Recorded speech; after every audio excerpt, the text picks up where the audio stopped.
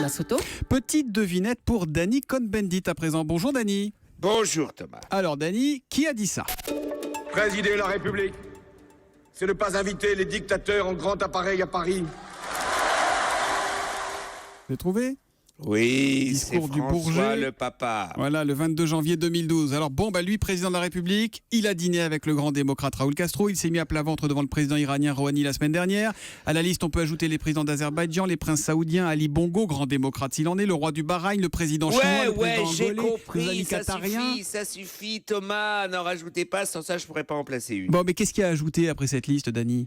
Il y a d'abord, c'est la première constatation, mais c'est pas la première fois qu'on le fait. Quand une personnalité est candidat à la présidence de la République, il a la liberté de dire n'importe quoi. Donc il est évident que le candidat Hollande n'était pas le président normal parce qu'il est un président normal et comme un président normal, eh bien il bouffe, il mange, il échange, il discute avec les dictateurs comme tous les présidents précédents.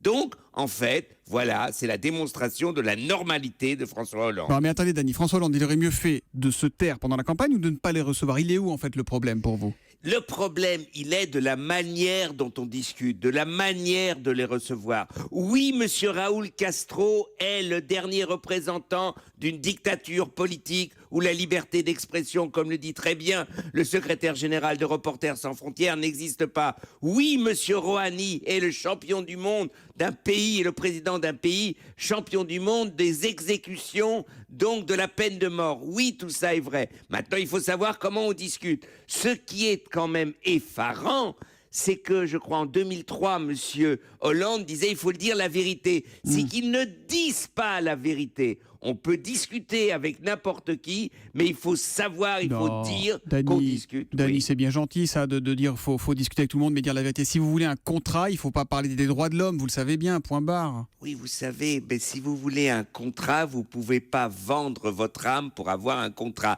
C'est difficile. C'est pour ça que ces gens-là veulent être président de la République. Moi, je veux pas être président de la République parce que je veux pas vendre mon âme. C'est autre chose. Mais à partir d'un moment, il faut trouver justement une culture et que si on fait n'importe quoi, par exemple, ouvrir le Cuba, c'est bien. Si François Hollande arrive à ouvrir le Cuba, à si François Hollande arrive à desserrer l'étau pour la liberté d'expression, très bien. Si François Hollande arrive avec d'autres à desserrer l'étau des peines de mort de cette dictature qui existe encore en Iran, c'est très bien. Donc c'est un combat et on n'a pas l'impression, et c'est ça que je reproche, que ce soit encore un combat. Le seul combat, c'est d'être le représentant, le VIP, l'agent commercial de toutes les entreprises françaises pour avoir des contrats. L'humeur de Dany tous les matins à 8h moins 10 sur Europe 1. Il accompagne la réelle politique. Merci Dany, à demain matin. À demain Thomas, ciao ciao.